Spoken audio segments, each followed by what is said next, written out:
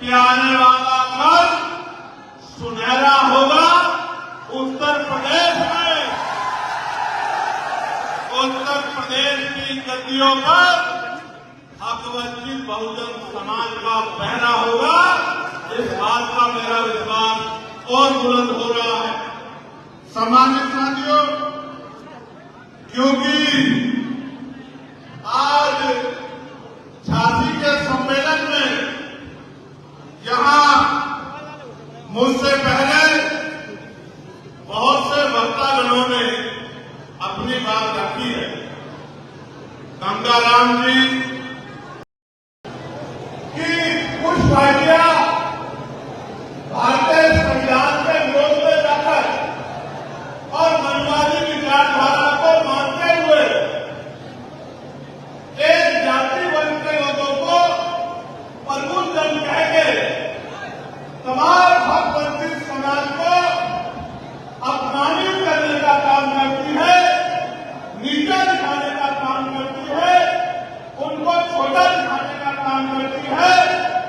जब इस बात को मैंने महसूस किया तो मुझे लगा कि ये तो मनुवादी विचारधारा के लोग हैं, क्योंकि इस देश में तो हर वो व्यक्ति प्रबुद्धन है जो बाबा साहब अम्बेडकर के, जो साहू जी महाराज के, जो राजकुमार ज्योतिबा फूले के, जो मां फातिमा शेख के, जो मां सावित्रीबाई फूले के आंदोलन को आगे बढ़ाने का काम कर रहा है। हर वो किसान, नौजवान, महिलाएं और हक वंचित समाज का वो पहरेदार, वो योद्धा और युद्धन है जो अपने लिए नहीं जीता, जो अपने समाज के लिए जीता है, अपने देश के लिए जीता है, हक वंचित समाज के लिए जीता है, वो सब प्रबुद्धन है। प्यारे साथियों, मैं जननायक कपूरी ठाकुर को भी याद करूंगा, जिनको इस संघर्ष में जब उन्होंने समता का रास्ता प्राप्त किया, समता के रास्ते में चलने का काम किया, तो उनको जातिगत टिप्पणी करके अपमानित करने का काम नहीं किया गया। सम्मानित साथियों, पहली बात यह है कि हम लोग कर क्या रहे हैं। हम लोग इस देश में राष्ट्रपिता ज्योतिबा फूले, छत्रपति साहू जी महाराज, बाबा साहब अम्बेडकर और माननीय काशीराम साहब के कारवा को आगे बढ़ाने का काम कर रहे हैं। ये अकेला मैं नहीं कर रहा हूं।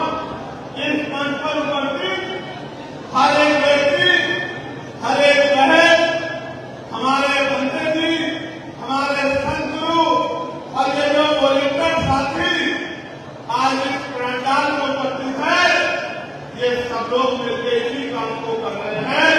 मैं इनका बहुत बहुत धन्यवाद करता हूं। सम्मानित साथियों, मैं अपनी माता बहनों का भी धन्यवाद करता हूं जो अपना कीमती समय निकालकर यहाँ आए। प्यारे साथियों, अभी रामेश्वर पवन जी बात कर रहे थे। वो कह रहे थे कि महापुरुष सामाजिक परिवर्तन चाहते थे। सामाजिक परिवर्तन बिना राजनीतिक शक्ति में नहीं हो सकता है। राजनीति तो तलवारों पे, भालों पे, बंदूकों के, तोपों के दम पे युद्ध के मैदान में राजकाज बदलता था, लेकिन इन महापुरुषों के संघर्ष से 26 जनवरी 1950 को जो संविधान देश में लागू हुआ है, तो महापुरुषों ने ये शक्ति आज की उंगली में दे दी है।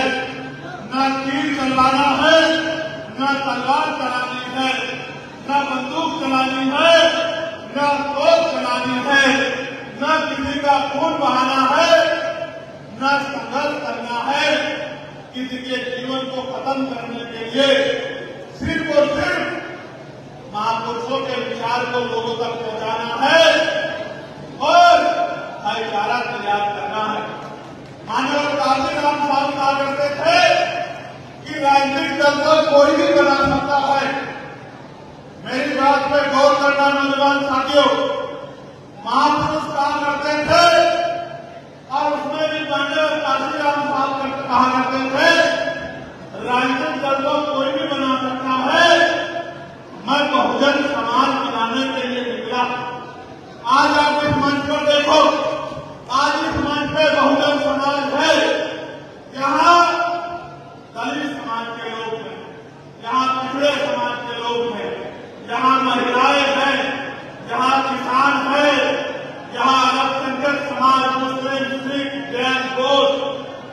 ईसाई समाज के लोग हैं।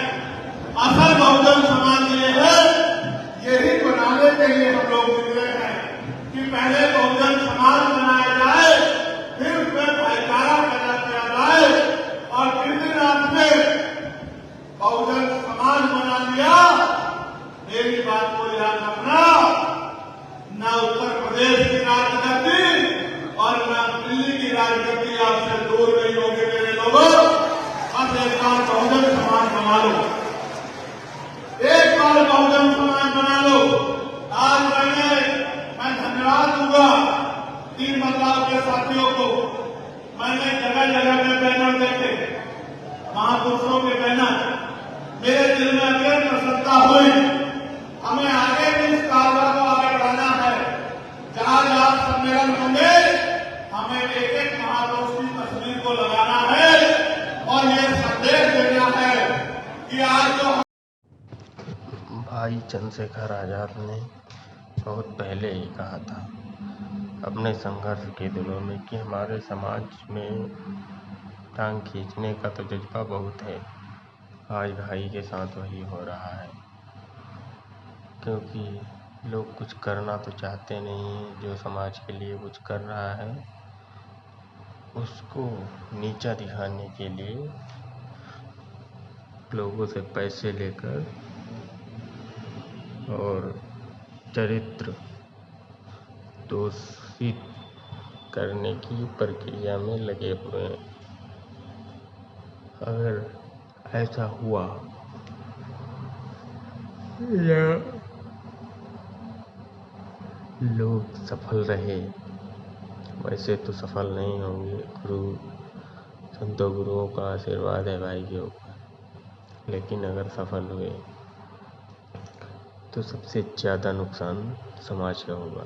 और समाज को ये चीज़ सोचनी चाहिए कि तुम्हारी आवाज़ को उठाने वाला संसद में कोई नहीं है, एक ही आवाज़ है। जितना हो सके उसका समर्थन करो और उसके साथ खड़े हो।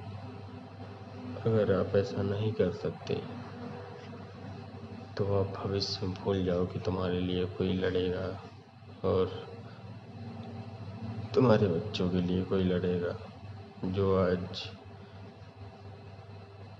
थाने के बाहर जाते हो और कहते हो हम भी अम्बेडकरवादी है, कह नहीं पाओगे। जय भीम, जय भारत, जय माता।